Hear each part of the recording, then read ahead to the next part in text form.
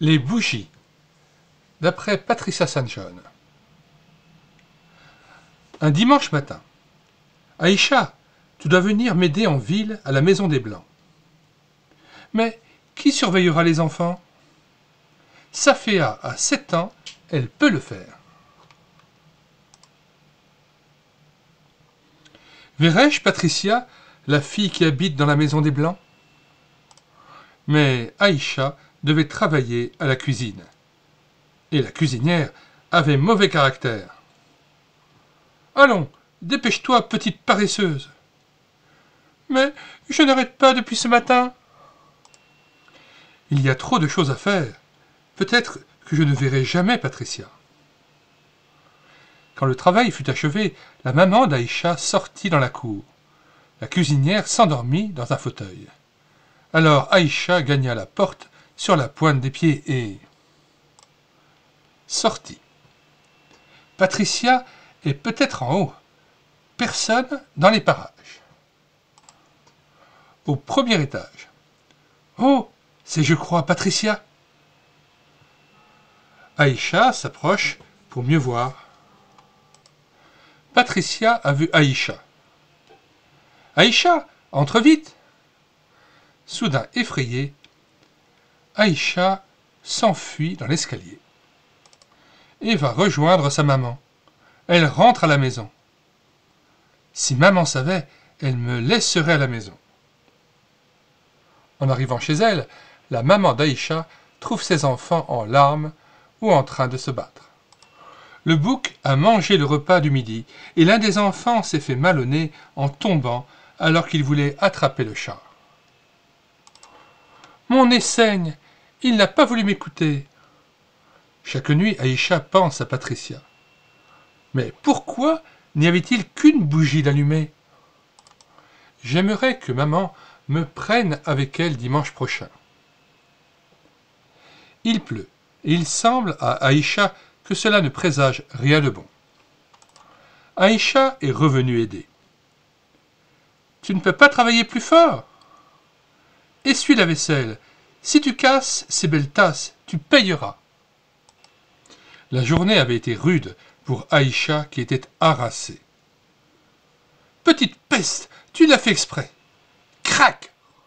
Attends que je t'attrape. Effrayée, Aïcha s'est élancée dans l'escalier. La cuisinière a cru qu'elle s'était enfuie dans la rue. En réalité, Aïcha était montée. La porte étant ouverte, elle s'était précipitée chez Patricia. Qui es-tu? Viens voir. Je veux bien. Je me demande pourquoi elle ne les allume pas toutes. Dans le couloir, des bruits de pas se font entendre. Viens me voir dimanche, veux-tu?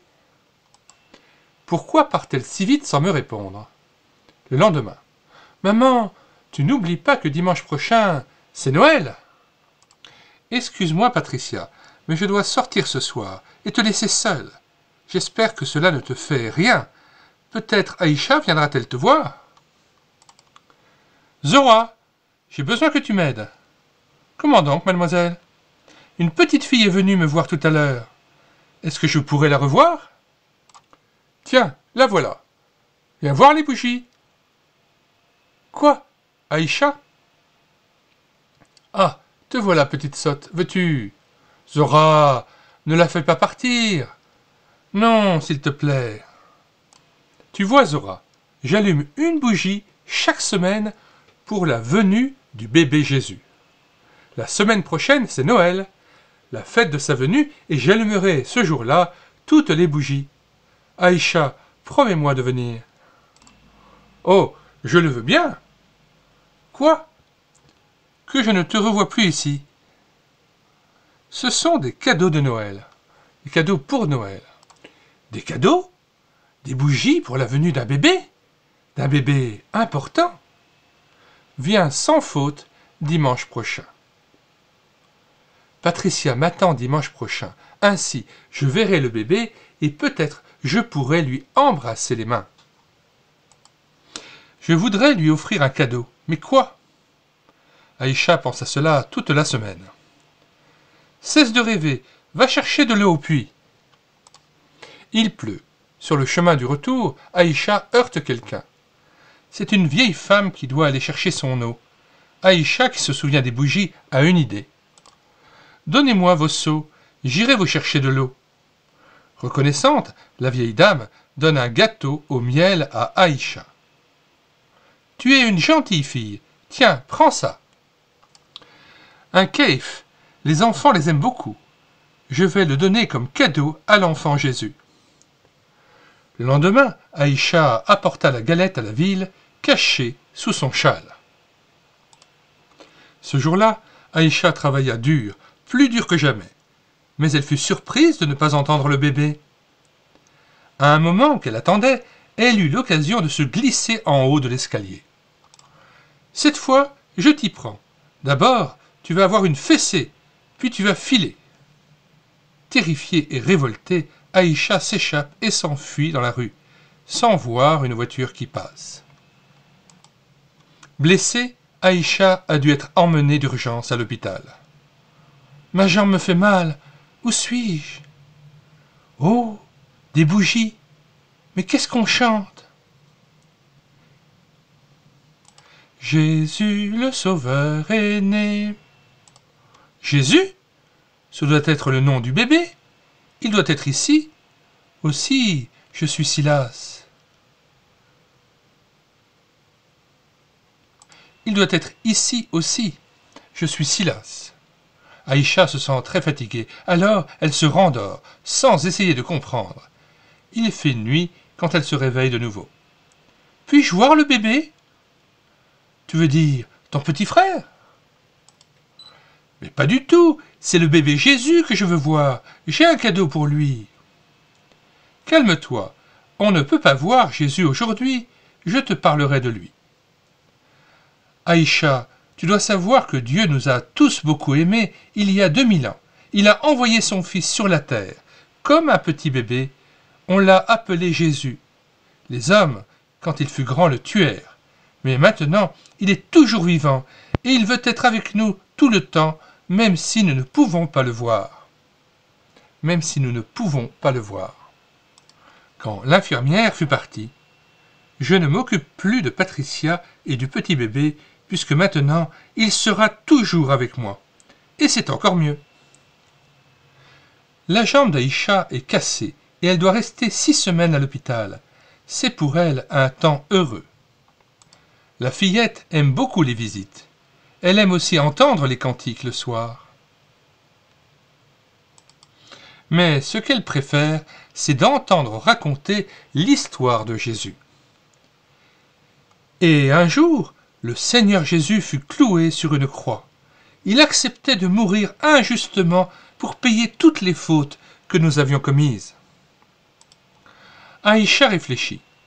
Quelquefois, je mens, je suis méchante avec maman, je bats mes frères. Je voudrais vivre pour Jésus qui a donné sa vie pour moi. Que faire ? Pardonne-moi. Lentement, la jambe de Aïcha guérit.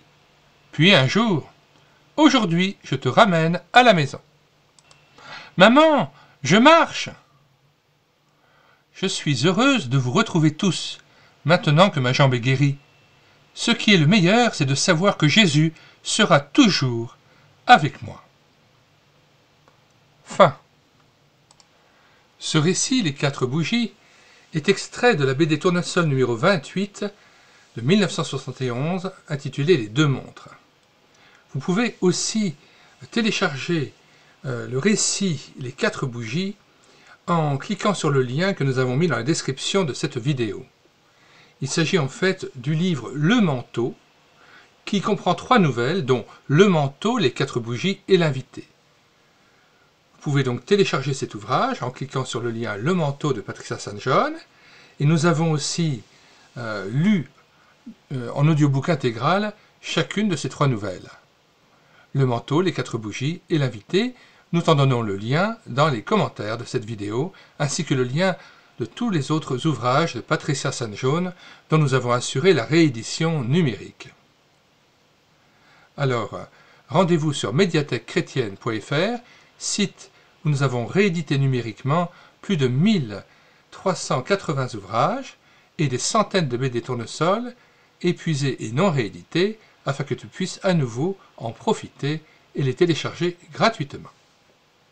Nous vous disons au revoir et à bientôt pour une prochaine vidéo. Et n'oublie pas de visiter les playlists BD Tournesol lus et filmés avec caméra de document. Il y a plus de 80 BD Tournesol que nous avons lus pour vous sur cette chaîne YouTube. Elle écoutait sa parole.